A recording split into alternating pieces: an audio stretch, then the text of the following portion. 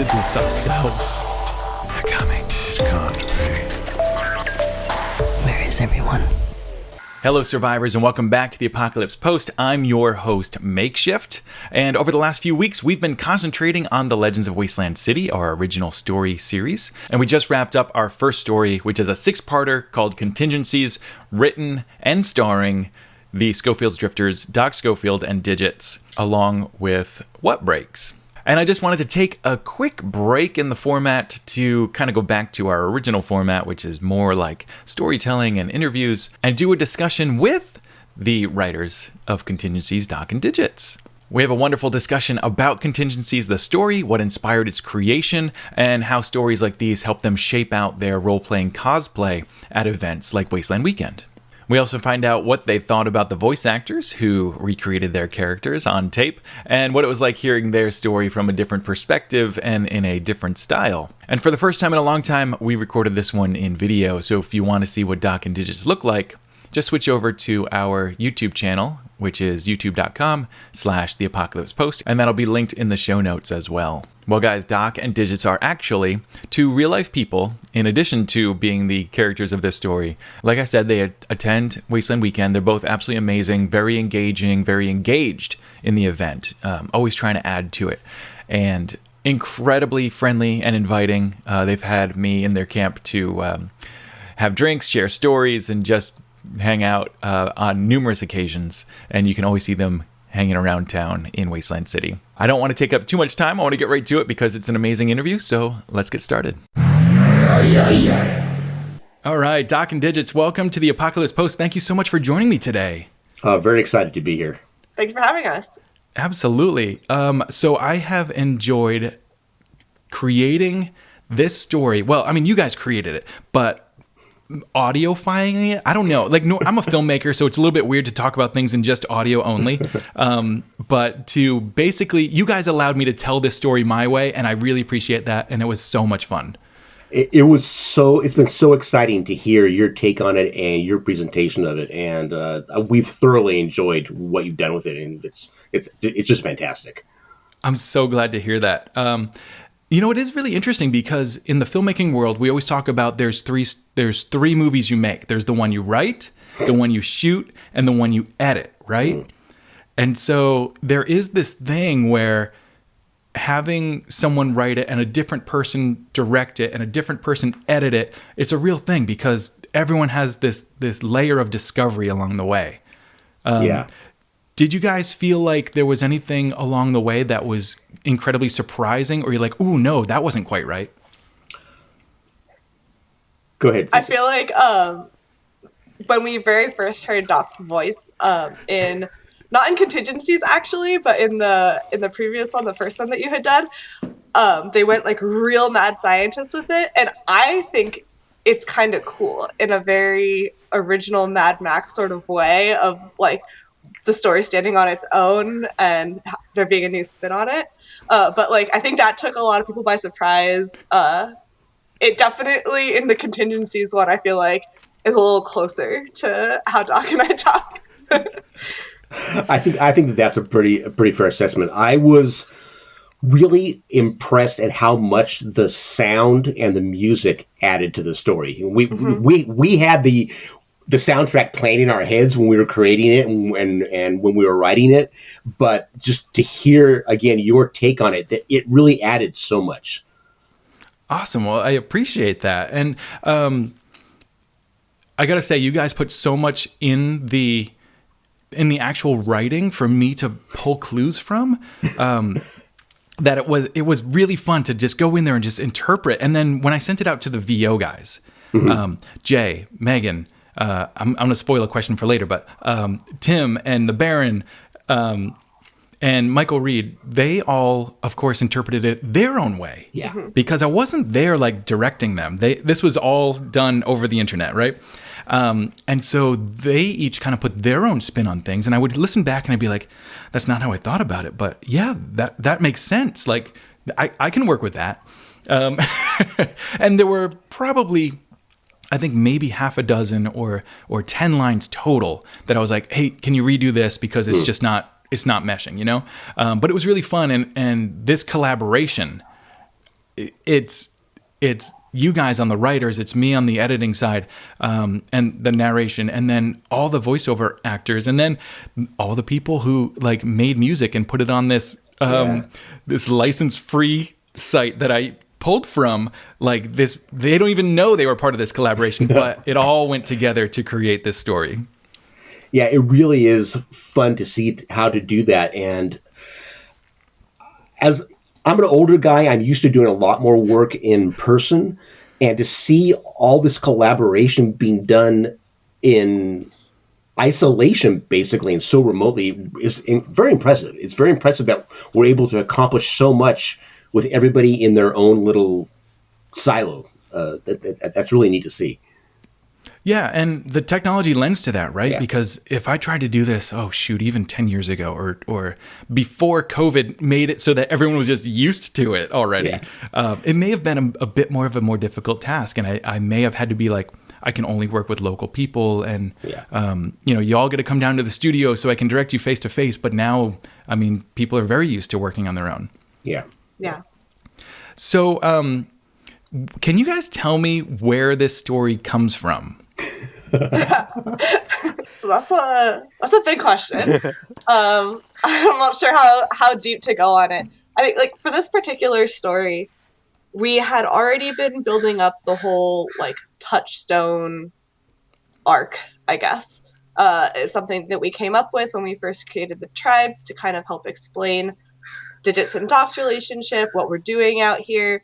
It's nice to have a little MacGuffin like this in our back pocket that we can kind of keep riffing on and keep putting obstacles in the character's way. And this one, you can see that it takes place kind of before Wasteland and then after Wasteland to help tease and set up some of the activities and the lore stuff and the bounty hunting we were going to do at the event. Do you remember what year this was? This was 2019. Okay, cool. Yeah. So it kind of set up our 2019 Wasteland, and then it kind of helped wrap up our 2019 Wasteland. Yeah, a lot of it came out of the Most Wanted bounties that we set up. We decided that we would do a joint Most Wanted bounty where the bounty hunter had to separate us and capture the two of us, because if they capture the two of us together, we would put the two halves of Touchstone together and blow up Wasteland.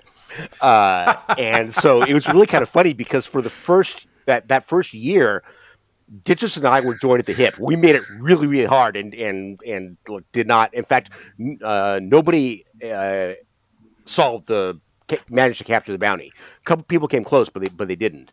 And so that we was did 2017. That was 2017. The first one, yeah. Yeah. Oh, so and then, funny. Yeah, and then in 20 and then for the next one, basically the bounty hunter just completely ignored the whole script and just grabbed a bunch of the Rust Devils and came in and brute forced his way into capturing us. But yeah, it started with that, and then we just grew on it, deciding, this is a lot of fun. Let's write some stories and share some things. That's so cool. Say one of the things we really like to do that we observed early on and that is fun is just bringing in other tribes and just mentioning people when we can. You can see us just kind of like name dropping and having some stuff from other characters' perspectives. I think trying to get into the lore scene when we were starting out as a tribe, there were already some like really excellent established tribes, established storylines. And you could see how much people enjoyed seeing themselves in those stories and how much people just want to be involved. So I'd say that's where some of the aspects come from. We think about how we can try to like rope in other people. I love that. And that's actually, when I saw how you guys were tying in other tribes, that's one of the reasons I ended up naming the series The Legends of Wasteland City, is because I saw like, all right, so if I'm going to pull stories, and a lot of them are going to be from the Wasteland Weekend community, they're going to intercept and they're they're going to interweave. We'll go with that. There's going to be all sorts of this tie-in stuff, and we're going to see a lot of the same characters, but in different stories and from different perspectives. So I thought that would be really cool as we keep going, that all these stories would be related, and they were all going to fall back on this central point of Wasteland City. I think that's really valuable. I think the other thing is that people enjoy hearing about other people, but to be quite honest, people really enjoy hearing about themselves.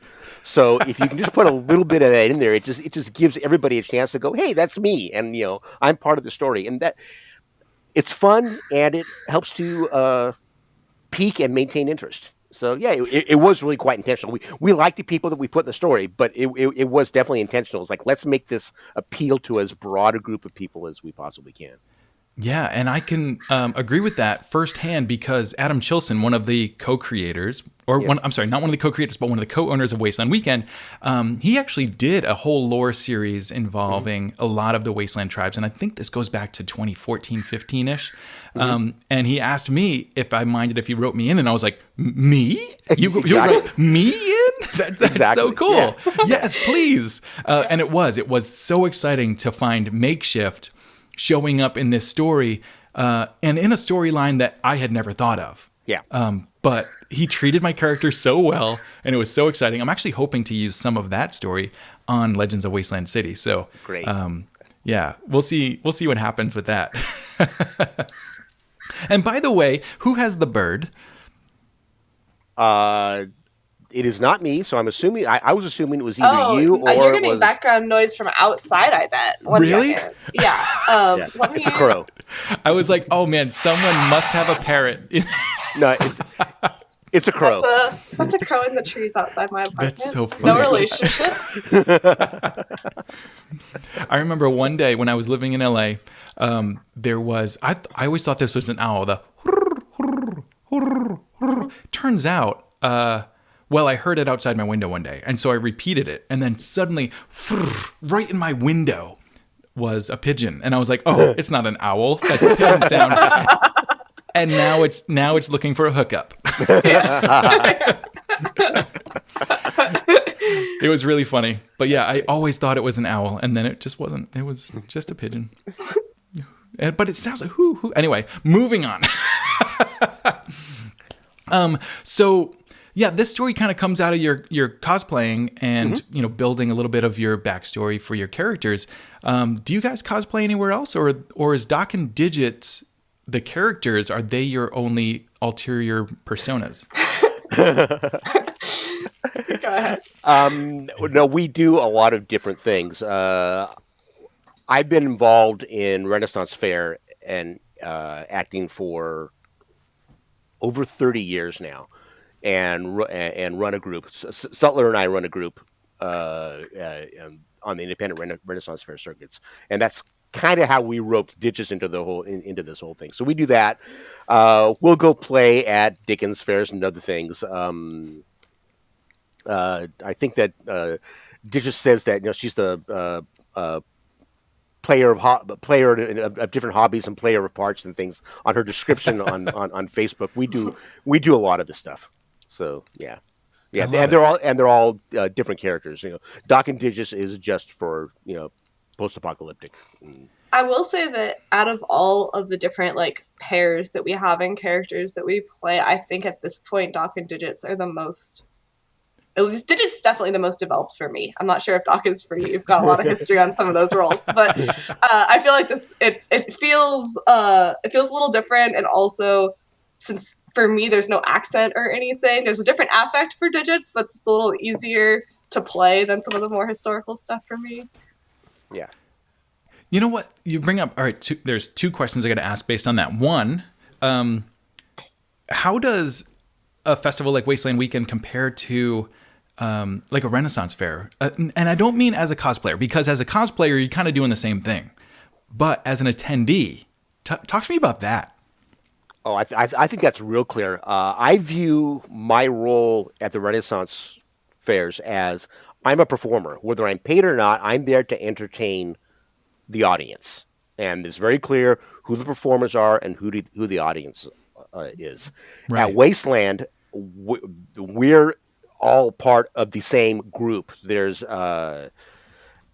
it's all a matter of we're all creating this world that we can all share together. And when I first heard about the idea of Wasteland as well. There's no audience. That basically is what you're playing with yourselves. What's the purpose of that? And they just talking me into going, it's like saying, no, this will be fun. And the whole idea of the complete immersion, everybody's in on it, everybody's building the story together. It's completely different. There is no fourth wall. All right. Again, with the Renaissance Fair, there's a wall. There's a distinct difference between performers and audience, and you bridge that, you engage them, and you do things. But there are very clear rules. Whereas at Wasteland, in that type of environment, it's a recreation, it's an immersion, completely different perspective from my point of view. The other thing with the fairs is that every fair you go to every day, everything resets. Mm-hmm. Like, it's never not kind of like the same fair, whereas Wasteland moves forward. So yeah, you can build stories. Yeah, the stories you can't really role play it the same way at Renaissance Fair, at least in my experience, because you don't have that organic, like, relationships changing over time between characters, between people, sure, but between characters. Yeah. I love that. I never really thought of that before. Well, the other interesting thing is the attention spans are so different. When we're at a Renaissance Fair, we know that we have an audience's attention span for about 20, maybe 40 seconds before they walk on. That's true. That's the nature of the fair. They're wandering around, they're experiencing things. If you can hold them for 2 minutes, you're doing really, really well. Whereas at Wasteland, we've got 4 days. Or more. You can build stories, and people will understand what's going on. And if they don't know, they're willing to learn about it and understand the context. And to do these sustained stories throughout the course of one event, not even considering the fact that we are building stories that go from year to year to year, it's a huge opportunity. It's incredibly deep and rich. Yeah.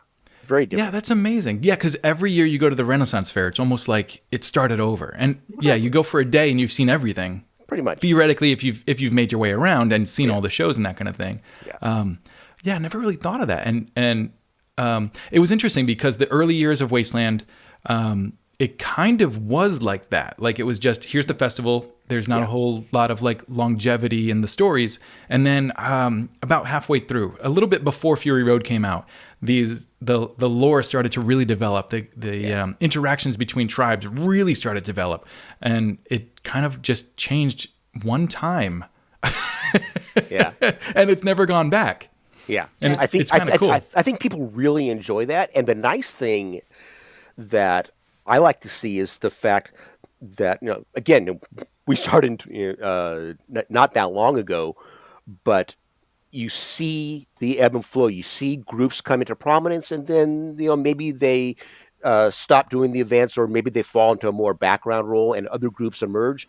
And as you keep getting these different groups come in, they're all incredibly enthusiastic about maintaining this lore, and they're changing it, putting their marks on it. But it's nice to see that just keep continuing going. It's not like this one tribe was the only one who was driving the lore. They're gone, and lore died. That's not the case, and that's nice to see.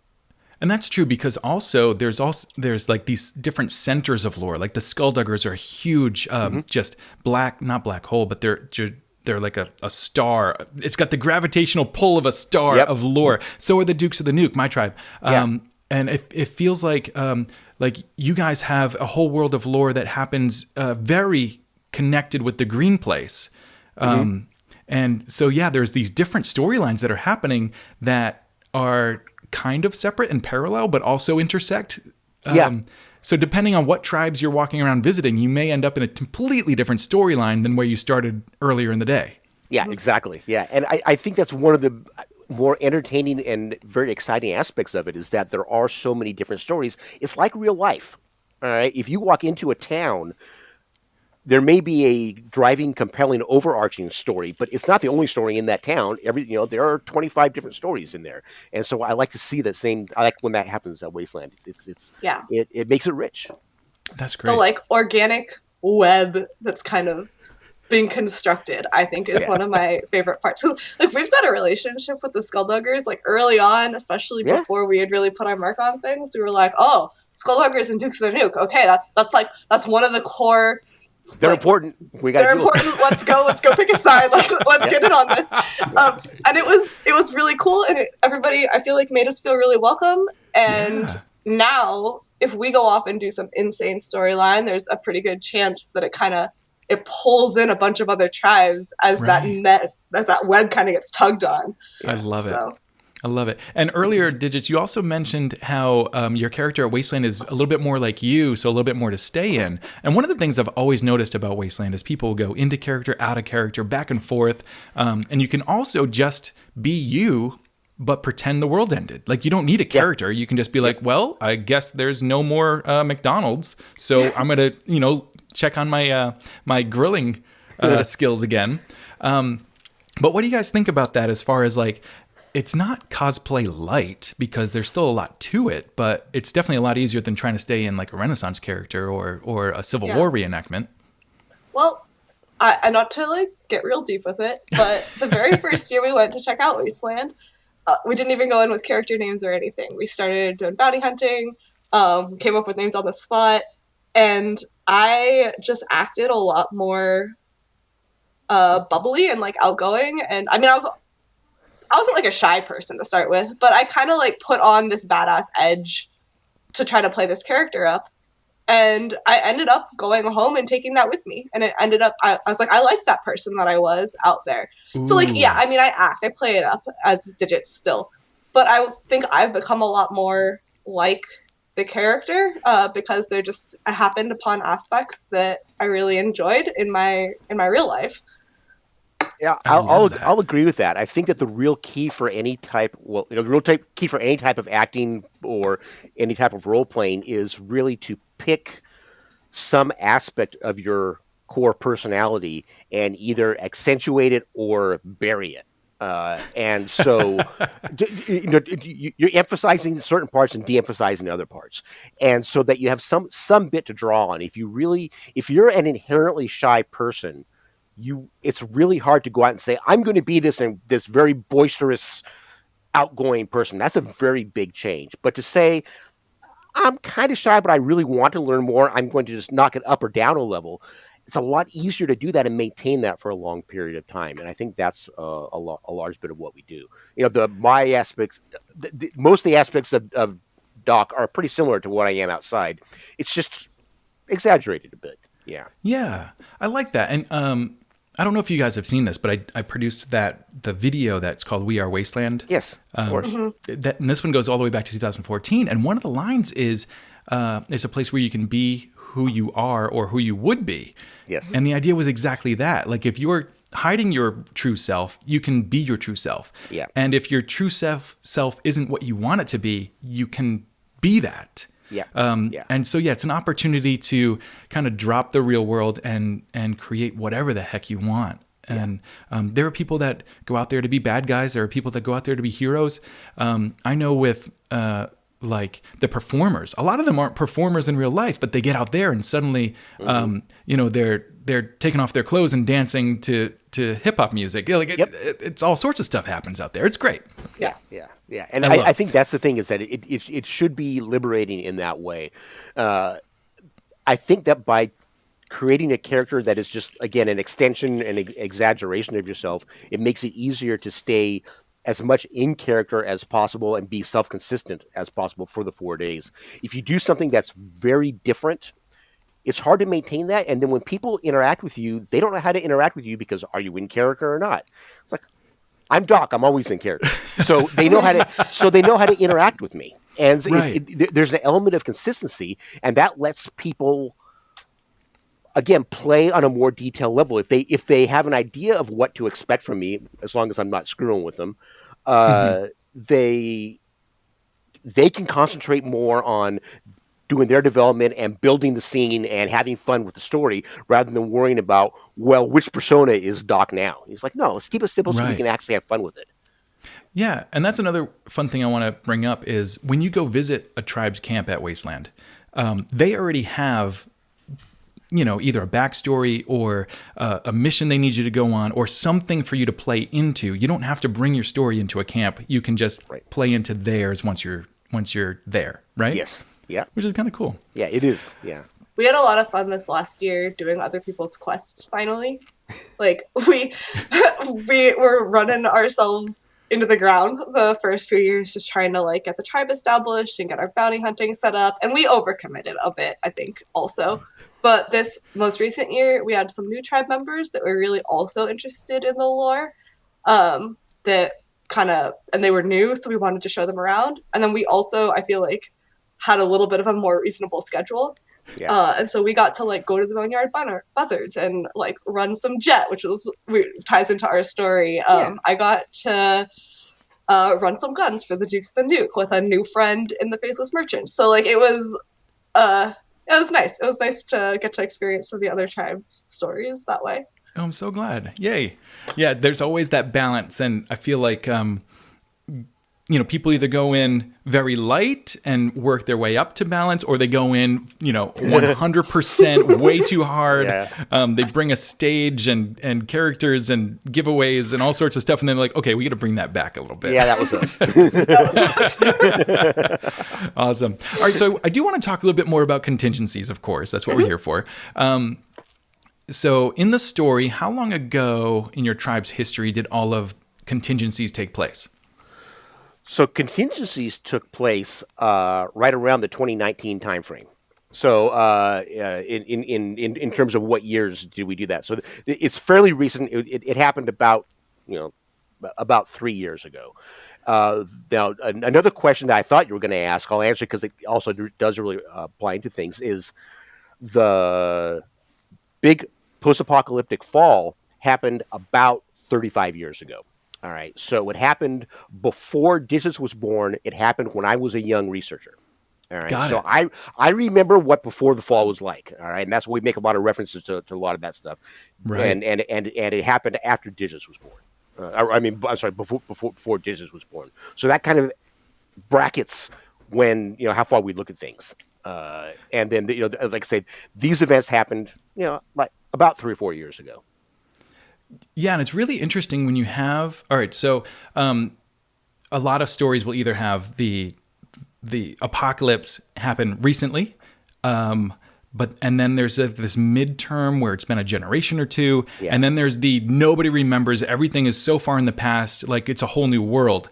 And I love how you guys kind of chose that middle one, because it still relates back to today's world, and a lot of the stuff that you're discovering and exploring is before the fall. But you're living in this world that's completely changed. Yeah. We were really excited about doing that, and we really wanted to kind of take advantage of our own age difference and the age difference within the group. Most of the group, except for Sutler and I, are fairly young, or comparatively young, and so we really wanted to take advantage of that. We figured doing the split right there would let us kind of do that. And also because Skofield's drifters are artifact hunters, because we're looking for a lot of old technology, it helps to have a kind of close tie-in to be able to understand what that is. It also lets us take advantage of the real landmarks, which we take a lot of inspiration from. Like, we'll just be driving back from Wasteland and be like, oh, look at that place. Like, we could do something there. We could send down contingents there. The earliest lore we didn't do in story form. We did in the form of just communications between Doc and Digits, and we like posted like encryption keys and stuff. So it was just kind of teasing the Touchstone arc, and we used a lot of the locations and stuff for that, and I think we've carried that forward pretty strongly. Yeah, that's so cool. Yeah, you guys have definitely built a world. I can feel it already. Like these places that you talk about are real places. I can visualize the map that you guys are working off of. It's so cool. Yeah. Pretty much every place that we reference in Contingencies does in fact exist. The power plant where the Grand Imperator dropped off the C4, there's a nuclear power plant in Ione, and that's where he went. The power plant and the dam that was introduced in episode 5, that place does exist down in the Los Angeles area. There were 2 power plants down there. The dam actually broke, and 600 people died. I mean, all that stuff's true. Oh, I didn't know that. Yeah, That's so all cool. all that stuff, everything we talk about is true. What? And did they really get the power from 1 that they were expecting from 2? They did. They never rebuilt the second, so they did run the set. They did run just the second one. It didn't produce double the power. I did that just kind of, but tease touchstone, right? But they did run. They did run that second power plant for, God, I think about 30 or 40 years before it just became obsolete and they shut it down. Yeah, and that's so cool. Yeah. And the whole reason that we came up with any of that, we were leaving Ground Zero in April of 2019, and we had reason to go out through Santa Barbara on the way home for that trip. So we took a different path than we usually do. We came across some cool old ruins. I posted on the lore page, hey, whose tribe owns this territory? And somebody said, oh, me. And I said, awesome. Happened to be a friend of ours anyway.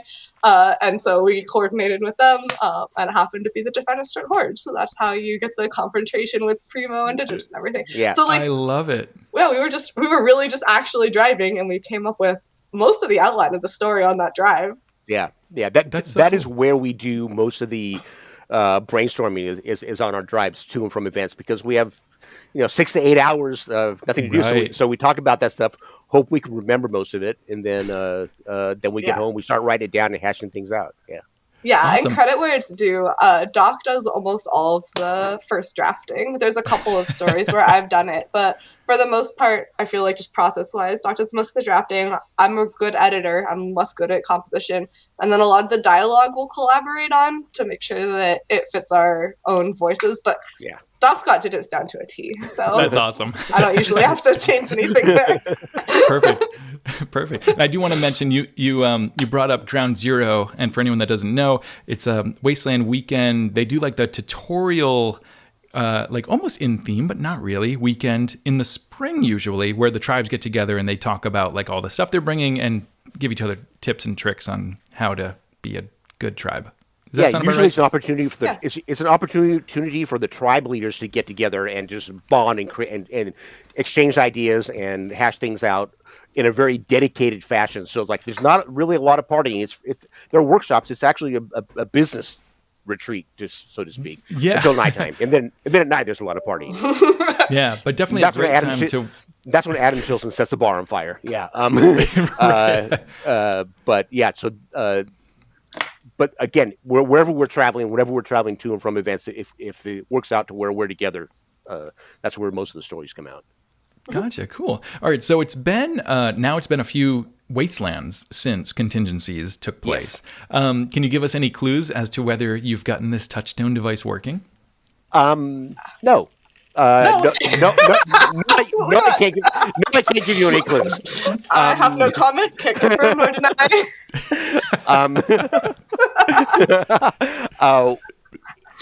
This is an interesting case, and it's kind of like The Fugitive or a number of other stories, is that you really don't want to get to the end too quickly, because they have to figure out what comes next. And because the nature of Touchstone is, if it's successful, it will completely revolutionize the post-apocalyptic world. So it's so I can, if you look at what Touchstone is, you can see that Doc is never going to succeed at it, because if he did, it would pretty much kill Wasteland weekend. All right. Right. So he's never going to succeed at it. Now, does that mean that he's going to fail, or it just keeps going on and on and on? That depends on how long we can tell good stories. Yeah. Very cool. But we'll keep telling stories on it. I love it. Contingencies is dated 37 AF. Yes. And actually, you guys, of course, you remember when we did the teaser for Legends of Wasteland City back in the fall. We used a piece that you guys had also written that was dated 39 AF, which is 2 years later. Yes. Yeah. So Doc's off on his own. He's still studying the Touchstone device. Is there more of that story? Of the 39 AF story? Yeah. Yeah, well, now we're into 40 AF, so we skipped a little bit there. Yeah, I think so. That story was really a teaser, to get us into Wasteland of 2021. Yeah. We're definitely going to write some more to explain like where some of the other drifters have been and what Doc and Digits have been doing in the off time. We've got some NorCal events that I imagine we will get into trouble and have some material from. So yeah. So the story will continue. Yeah, I love it. I love it. And in the piece that was dated 39 AF, Doc happens to be jonesing pretty hard because he ran out of was it Jet? Is that right? Jet. Yeah. Yeah. Yeah. Basically, the idea with that is that for most people, like Critical Biggs, who, if for people who don't know, is a very prominent, very energetic character at Wasteland with the Rust Devils. He is a Jet addict. When he takes Jet, he becomes a maniacal berserker. And that's a pretty common reaction. Most people who take Jet, it is an adrenaline rush, and they use it before going into combat. Doc is weird. Doc, if he doesn't have it, he becomes not necessarily maniacal, but he becomes very, very fidgety and very jittery. Jet actually calms him down and helps him focus. All right. So it's kind of along the idea of Sherlock Holmes and his cocaine addiction. Right. And I did steal that directly from Doyle. But that's kind of the view of it. I thought it would be interesting to make Doc a Jet user. In fact, in 2019, I actually had a letter from Lady Fahrenheit saying that I was authorized to carry Jet for medicinal purposes. I actually requested her to drop me one. She happily did, and so I actually had a prescription for Jet. I think I'm the only person in Wasteland who had a medical jet license. That's so funny. Who had a medical jet license. Yeah. That's. I was also I was thinking a connection to like Adderall, right? Because people that have ADD, the Adderall stabilizes them, but if you don't have it, it's kind of like this weird super energizing drug, kind of like being hopped up on caffeine, right? Same thing. Yeah. Yep. Exactly the same thing. Yeah. I love that. We kind of wanted to explain in that story where we had been for the last 2 years during the pandemic too, before like going back. Oh, gotcha. Yeah. And what happened, and the whole reason that Doc ran out of Jet and had this whole problem is because he had a 1-year supply. He was figuring on restocking in 2020, and then the gathering got canceled. It's like, well, crap! I don't have a 2-year supply. I ran, and then all right, how do I take my 3-month extra supply and stretch that out over a year? Didn't quite make it. Yeah. Oh, that's so funny. I didn't pick up on that, but I love it. Yeah. So along with Jet, you guys do pull a lot from Fallout, and I would almost say in this story, especially more so than from Mad Max. Like you've got the Jet, you've got the bottle cap currency. Where does that all come from? And are you both big Fallout fans? To be honest, so like I played Fallout, I like Fallout, but I think that is more down to the old NCR, 7th Texas Legion. Like that conflict was pretty big when we were just getting started. You mean at Wasteland? At Wasteland, yeah. Sorry, the tribes at Wasteland, their take on that had, I think, a pretty big impact on the roleplay scene, like when we were getting started. So, I mean, I don't know, Doc, I'm curious to see what you think about that, but I think that a lot of our Fallout aesthetic is down to falling in line in some way, like kind of trying to pick up what was being put down early on. I'll agree. It really comes down to the idea of how do you play well with others, and one of the ways that you play well with others is you insinuate yourself into their stories. All right, then they really don't have as much choice they're kind of forced to not ignore you. and that's basically what we did. Is again that was the that was the strongest story at Wasteland when we started attending, and so we glommed onto that.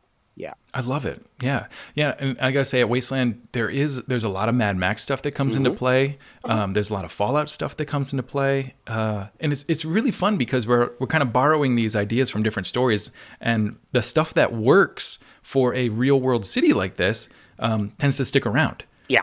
Like at Wasteland Weekend, it was the casino, the Last Chance Casino, that brought bottle caps as a currency. Yep. And this was in 2011, and so it kind of stuck around, and then people started making special caps, and it's just fun.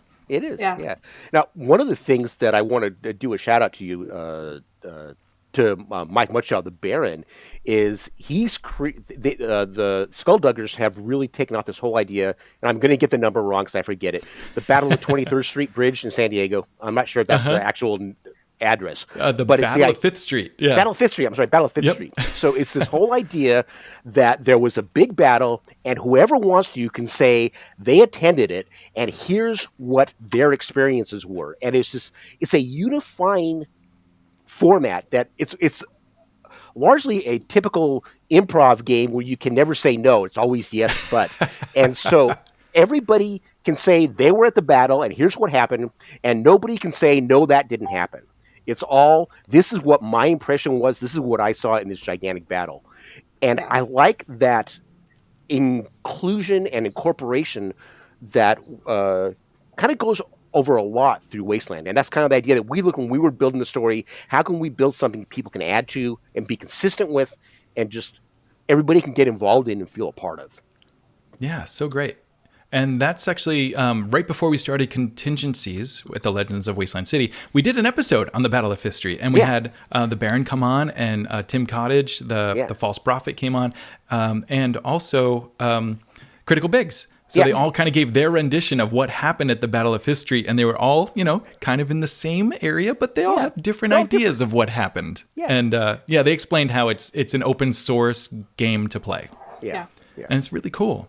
I think people being able to add into each other's stories and there's a lot of real life storytelling that happens at the festival, but then also outside of that, this building that you guys do so well. Speaking of adding into stories, this is where Digits and I have to make a request and plug. Be careful not to do any spoilers. Well, this is going to air after the last thing comes up. So okay. Sorry.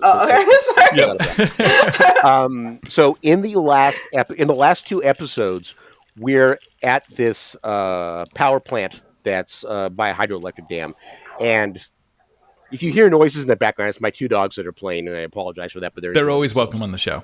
Mine sometimes sits in my lap while I'm recording. So we're at this power plant, and we end up attacking a bunch of, for lack of a better word, cultists. And one of them gets away, and we're under the gun. We have to find what we need, and then we have to get out before the cultists show up. And so we steal a totem from their cult. And we're saying, "Oh my God, this is great, but this is, we're going to have a vendetta. Some people are really going to be angry at us."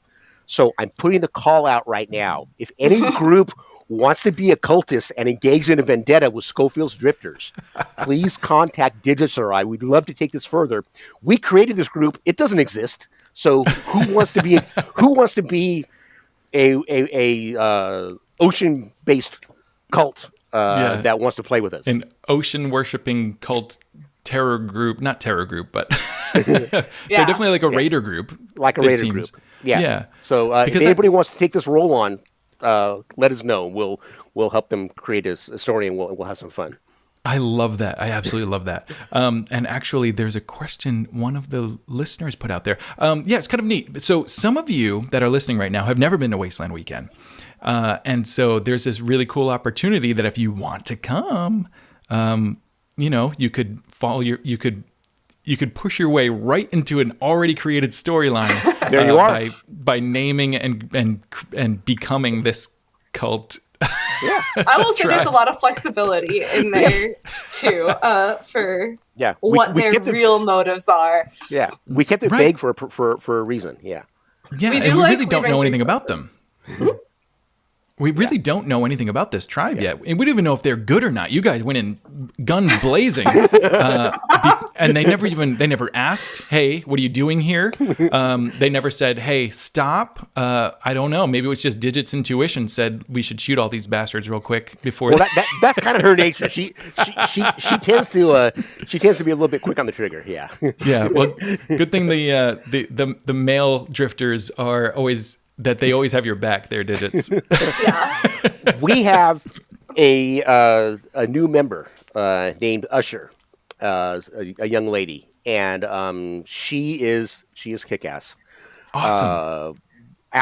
We do the slow race. You actually filmed it if you've done the slow motorcycle. Yeah, the slow-motorcycle race. The slow-motorcycle race, and we have a trophy that we award to the winner. Well, in 2019, in 2018. the trophy got stolen, and it got What? held for ransom. And we were not able to get it back. And What? in 2019, so the thieves laughed at us horribly. And in 2021, they said we need to come and get this back, and you need to come and do this. So I went to go negotiate the return of the trophy. And while I was negotiating the return of the trophy, Sutler took Usher, first brand new thing, first event she'd ever been to, and said, "Look, there's the trophy over there. I'm going to distract them. You steal it." And so, while I was negotiating with the leader, he distracted the guards, and she stole. First thing she ever did at Wasteland, she stole the trophy for us. I love it. I love it. So Digis has a lot of support because we're all very close, and the drifters all support one another. But we have another badass young lady that's going to do great things. That's so fun. Oh my gosh. It is really like when you get to get in one of these heists or the cosplays or a lot of tribes actually have something that you're allowed to steal. They're usually called relics, but a lot of them, it's kind of up in the air. But there are things that you're allowed to steal. Don't just steal anything if you go to Wasteland. You should either be on the mission and know what you're stealing, or it has to have a special mark on it. Yes. And I talk about that in some other episodes you can check out.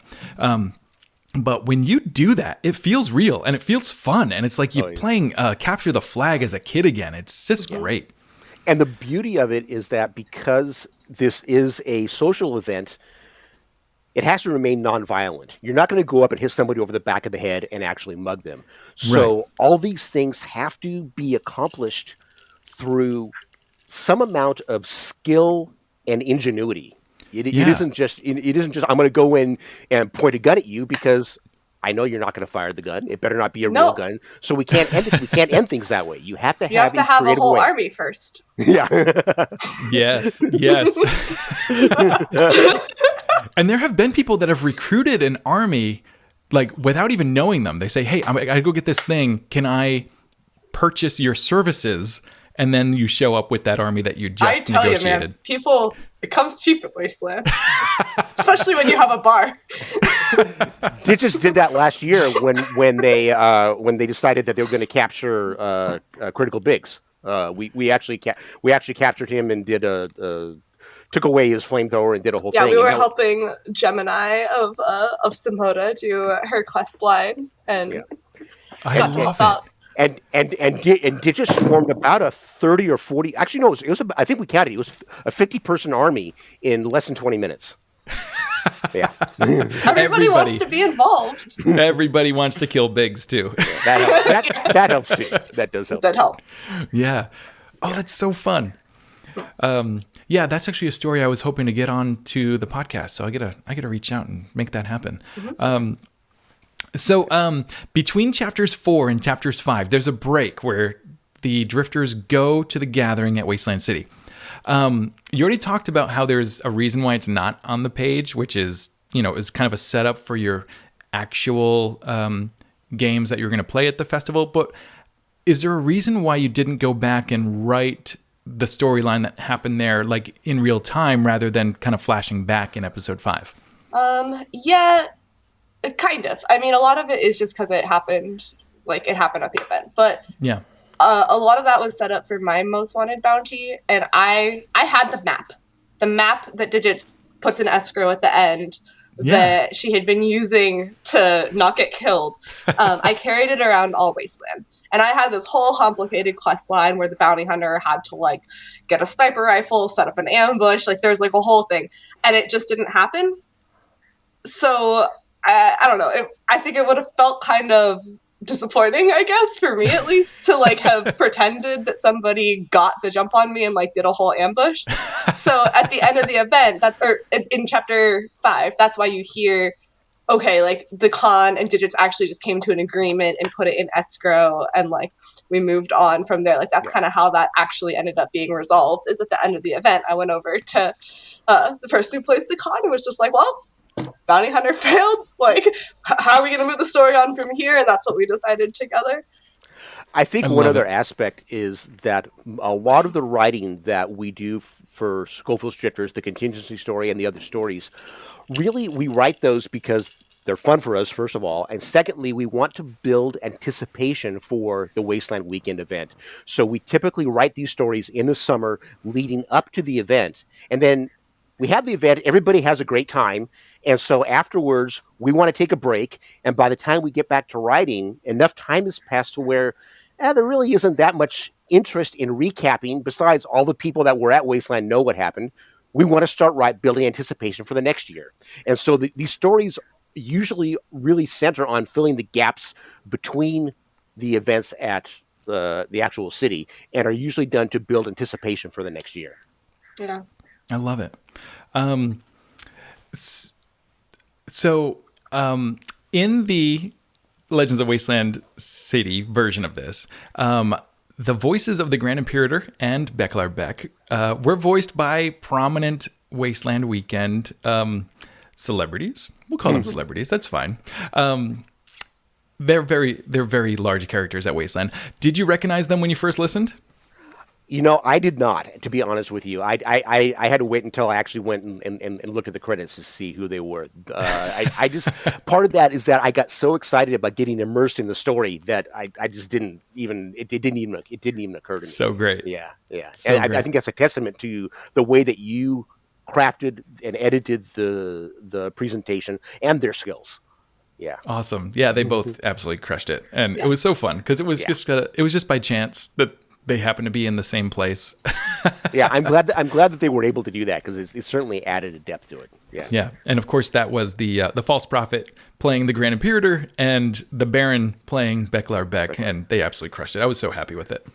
I want to do a special call out. And I apologize for not knowing his name, but you'll fill it in as soon as I say it. The gentleman who ended up playing Wet Breaks in the last two episodes, in episodes 5 and 6, he nailed it. If you Awesome. ever come back, when you come back, if Wet Breaks is there and you get a chance to meet him, you will be amazed at how much this performer sounds just like Wet Breaks. That's so great. You nailed him. They nailed him perfectly. Yeah. I really enjoyed that. That was my buddy Michael Reed, and he is actually a Wasteland Weekend alum. He came only 1 year in 2014, so I'm hoping to get him back because that would be really fun. Yeah. All right, guys. Well, I want to offer up a few questions that actually came from listeners. Oh, great. So I hope you're ready for it. And let me just check. I asked a question online. Okay, so there's none there. So first off, James Hart, who has been very active on the YouTube channel, asked, "Why are your chapters so short?" And you may or may not have. They're so long when they're written. Yeah, I think that's the interesting thing. It's really funny because, as you can tell by the length of my responses and Digit's responses, I tend to be very verbose, and I tend to write that way too. And she goes in, like you said, she's the great editor. She goes in and she just starts cutting things out, which needs to be done. So I'm in marketing too. So like if we're posting these things on Facebook, like people's attention spans aren't that long. Right. I like breaking them up with images and stuff and trying to give them an audience. Yeah. I like that. And what's kind of funny is when I'm sitting at the computer editing, I tend to speed these episodes up, get them really tight. But then when I'm just listening to it out loud, or if I'm playing it for somebody to get some feedback, I'm like, oh man, I need to take more time there. Like let it sit, let it breathe, slow things down. It's kind of funny just how Digits, I'm with you on this. I'm obviously filmmaker and do a whole lot of new media, and it was always shorten it up, tighten it up, get it faster, make it happen. But yeah, it's been kind of interesting to allow myself to let it breathe. Yeah. And find those moments where you can slow it down. Yeah. It can be really challenging to find that balance because I tend to talk a lot and I tend to write even more. So trying to get that to be concise is that's an important skill. This is one of the many ways in which Doc and I have each other's backs. Yeah, hell yeah. That's perfect. You guys are a perfect duo. All right, Brian S. wants to know if all the characters and tribes in the story are based on real people, and if so, how do you go about writing for other people's characters? Oh, that is challenging. get permission. I guess that's the most important thing. So a classic example of that is the episode with the Grand Imperator. The gentleman who created that character and played that character went to Wasteland for a few years. He doesn't go anymore. When we wrote that story, we actually went to him and said, we want to write this story with you. We want to do this thing with you. And he said, great. And so we would write it. We wrote it. We sent it to him. Here's how we're representing you. Here's what you're saying. How do you think about this? And for the most part, he liked it. A couple things he said, no, I wouldn't say that. I would say something differently. Oh, yeah. So the real thing is, whenever possible, if you're going to write about another person that exists, get their buy-in. That's the only respectful thing to do. It really is. When we did this scene with Primo too, or Beck, I believe that I actually I connected with him on Facebook Messenger. We did a brief in-character back and forth. Yeah. And kind of felt out how our characters would interact and just how that would go. And then made some changes, but edited that over. And then, of course, we let him read it before we published it. But I'm more comfortable doing, like, I am back and forth if I'm trying to do dialogue with somebody that I don't know that I could write for. Yeah. And that actually worked well, because you did that whole interchange on IM, so we could go back and we had a transcript of it. And that made writing the episode a lot easier. Nice. That's Primo. He's one of the juggers, right? He's with the Defenestrate Horde now. Yeah. I don't know But if he he's also still playing Jugger. He was at one point. So I do know him. I didn't know that he was Beklar Beck. And now I realize that voice was completely different. Yeah. It was. But that's okay. It's okay. Yeah. It still works. Yeah. Yeah. Fun. Yeah. For that, I told Mike the Baron, I think this is somewhere between an orc and a pirate. That's a good mix. You're not wrong. And he went with it, and I was like, "Oh my god!" Yeah, was so good. Yeah. All right, next question. Sarah B wants to know if you thought, what you thought of the voice actors who played you both, and was it weird to hear?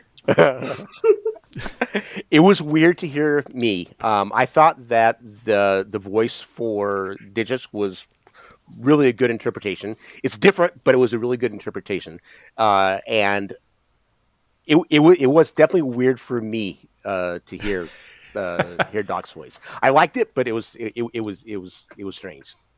Mm-hmm. Kind of.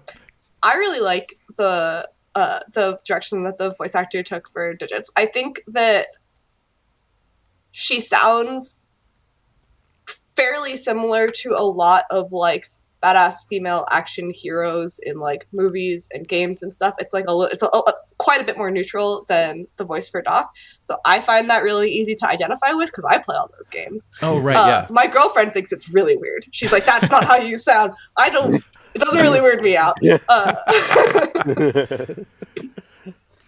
So funny. Yeah, there was definitely a bit of me that wanted to match your voices as much as possible. And then there was another part of me that was like, no, I'm going to find the ones that can act these characters the best, regardless of how close they are.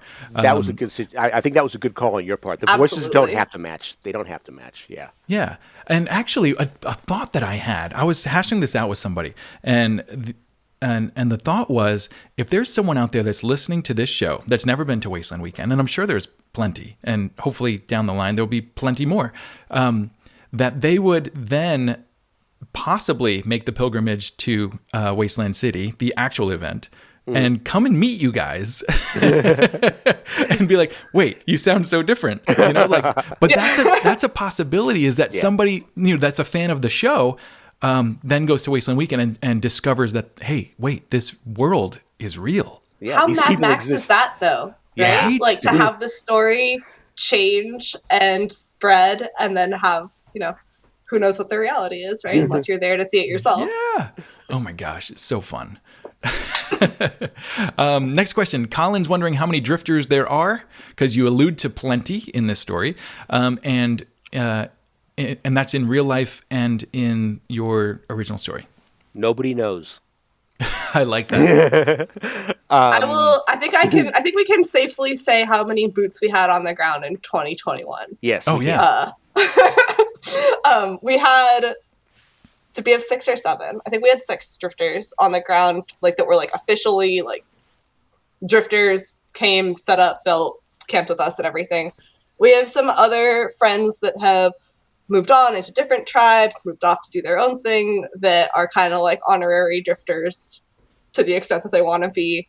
And then we also have some people, normally we have at least 1 or 2 people camping with us as guests that are not drifters. They have their own thing. We're just going to share camp space and give them a place to do their thing. Yeah. Awesome. Yeah, so you guys are pretty small on the boots on the ground, but in the story world, it could be many times that.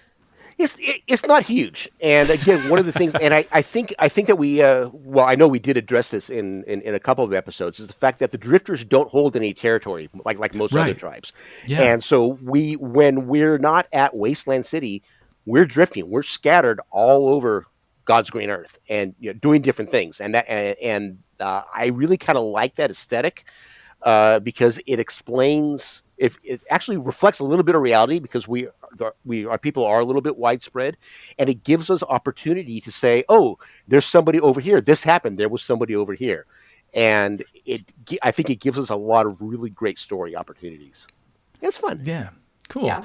And I also noticed that What Breaks in your writing, at one point he was not necessarily a drifter, but someone that worked with you quite a bit. And then later on, he was short tagged as a drifter. Yep. So it seems like there's some arbitrary allegiances there, maybe? Yeah, it's fluid. Things are fluid. And I think that really is the best way to put with it. Because, for instance, What Breaks was in our camp for 2 years, I guess. He didn't come last year. If he comes next year, he won't camp with us. He'll be doing his own thing. But I know that we're going to be seeing him and hanging out with him. So, he's still a drifter. He's just a little doing his own thing. Yeah. I love that. Not to contradict you, but Icarus didn't make it. What Breaks came and did his own thing, right? No, neither one of them made it. Oh, my mistake. That happens to me too. But so many wastelands, they all blend. Yeah. All right, last question. Wargirl737 asks, how much of your characters are inspired by your real lives? And for instance, Doc, are you actually a scientist or a doctor or anything like that? I am a physicist. Yes. Oh, no kidding. So there is a connection. I do ride a motorcycle. I do sword fight. So does Digis. Digis is a much better sword fighter. Digis is a much better sword fighter than I am. So there's a bit of overlap. Again, as I said earlier, I think it's really a matter of exaggerating, amplifying some traits, and subduing other traits. So there's a little bit. And Digis, how much of you is in this character? Yeah, I think a lot. same as Doc. I really exaggerate some parts at Wasteland. I play up the impulsiveness a lot at Wasteland, but also, I'm gonna tilt my hand a little bit. Digits also plays up the impulsiveness, if that makes sense. Like in character, Digits does think things through a little more than she likes to lead people to believe. So I think like as that character, that's really fun for me to just go around and play that up. But I mean, I am that person in real life to an extent. And like Doc says, I do sword fighting. I really enjoy it. I think it's a lot of fun. Doc's a lot better shot than me, so we've got that. That's definitely the same as real life. I love it. So fun. Yeah, I think that's another wonderful thing that happens with any kind of cosplaying, but Wasteland Weekend especially is you kind of take those pieces of you that you like and then you amplify them. Exactly. To like their heroic end. There you are. There you right? are. Yeah, so fun. So also one of the biggest things in writing is write what you know, right? Exactly. So I love that, the motorcycle and shooting guns and sword fighting and the fact that you're an actual physicist, which I did not know until right now. I think that's really cool. So fun. I also, we've talked a lot about kind of like being in character all the time and we've got these kind of larger than life personas out there. We do take great pride in like walking down the street as the drifters in formation and like having people take pictures, having people look at us and go like, oh wow, something's going down. Like, oh shit, it's the drifters. Yeah. That's really cool. But what makes me even prouder is like that I know that our camp is really like welcoming and open, and I want to make sure that people know that like even though we're like in character, we can turn it on a dime. If you walk in the camp and you want to make a deal with digits, like I'm going to be there. We are really friendly, and I'm really proud of our tribe for that. And I've gotten some comments after 2021, especially that people felt welcome in previous years, or that people knew that they could come in, and that makes me prouder than people thinking that our characters are badass. Is that it's like it is actually a safe and fun place to be, where you don't need to be on all the time just because you have the option of being in character. Yeah. And I got to say, I agree with that, because I'm pretty sure I met you guys at Wasteland Weekend 2020, camera in hand. And I'm pretty sure the invite was come by the camp. You don't have to bring your camera. Just come enjoy yourself, and we'll show you the bar and all that. And I did. And it was a blast. And you guys were super welcoming. And the drinks were obviously so much fun. And just a reminder for people out there, the drifters have a bartender named Sutler who makes drinks based on emotions. And they match. Doc, I'm sure you can give me the very quick version of that. Well, sure. We do have, he's identified 9 emotions, and he has found concoctions that taste like those emotions. And they're all, there's no mixers in it. They're all alcohol or liqueurs or things like that. And so we have things like ecstasy, love, regret, anger, rage, and the thing, and everybody says that, regret does indeed taste like regret. Yeah. An interesting bit of that, just to name drop here, is if anybody's familiar with Wasteland, they know the Swede who runs Wasteland Communications Corps, the radio man. Mm-hmm. And he heard that we had regret, and he came over and said, my Swedish regret is more regretful than your regret. But we'll have to have a taste test. Ooh. So we did a taste off, and he tasted mine, I tasted his, and we both agree that yes, these both taste like regret, but we can't decide which is more regretful. We need to have a neutral judge. And Mr. Fahrenheit happened to be hanging out in the bar, so we grabbed Mr. Fahrenheit and said, "You need to taste these both." And he was appalled. But because Mr. Fahrenheit is who he is, and if you know him, Mr. Fahrenheit is a very charismatic man who is known by everybody and is game for just about everything. He agreed to be the judge, and he actually did rule that the Swedes' regret was more regretful than the drifters' regret. But just the fact that I got him to taste both of them, I took that as a victory in my case. So yeah, that's amazing. Sutler has all these different emotions, and they all taste like that. Again, love is nice, and ecstasy has a nice flavor to it. Regret, anger has a bit of a bite to it. So yeah, there's also like there's no tricks here. Like if anybody is like nervous about this, the nice ones taste nice, and the aggressive ones taste aggressive. Are going to be harsh. Yeah, and they're all commercially available ingredients. Nobody knows what they are. Sutler mixes them in his hut, and we don't know what goes into them. So you can ask and you can guess. We're not going to tell you. We don't know, but they are all commercially available ingredients. None of this is homebrew. None of this is weird, dangerous concoctions. They're all safe ingredients. Now, in lore, of course. Oh, I'm sorry. I was just going to say, I do wonder if having one regret before the other would make a difference. Because obviously the second regret, you'd be like, oh no, this was a mistake, right? So maybe you guys need to swap the orders and have Fahrenheit do it again.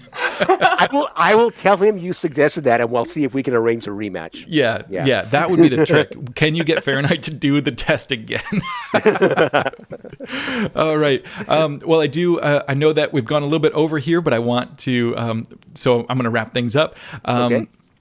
One question. If I know you guys have more stories written out, where can people follow along with the Drifters?